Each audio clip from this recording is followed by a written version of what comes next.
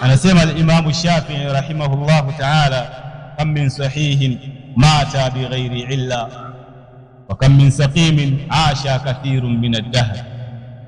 Kwani wazima wangapi ambao kwamba nyinyi mnawafahamu walikuwa wanatembea wanafanya harakati zao wanakwenda huku na huku na wamekufa basi na kuumwa, hakuna illa yoyote, wakadondoka katika makazi yao, wakadondoka katika majumba yao na wakafa, ikawa ndio sababu ya kufa kwao.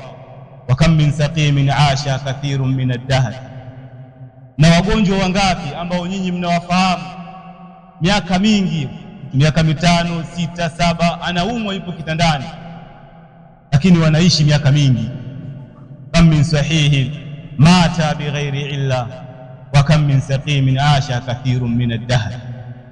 Wazima wangapi ambao wao wamekufa pasi na illa, na wagonjwa wangapi wao wameishi au wanaendelea kuishi kwa muda mwingi.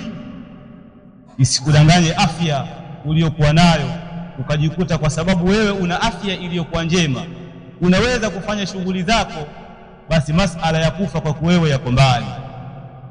Al-Imam Salih ibn Uthaymeen rahimahullahu ta'ala anasema wakati pale ambapo alikuwa akiwahimiza watu kufanya tauba na kurejea kwa Allah subhanahu wa ta'ala, akasema tabakkari fi taubati ila Allah wala rubbama takhruju min baitika mashiyan wa tarji'u mahmulan ilayha.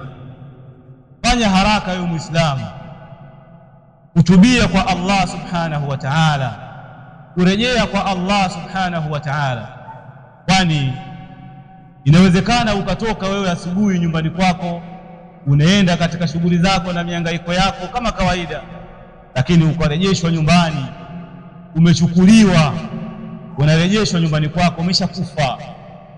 Kwa hiyo ndugu zanguni katika imani, badiru bil a'mali salihah. Allahumma barik fi a'malina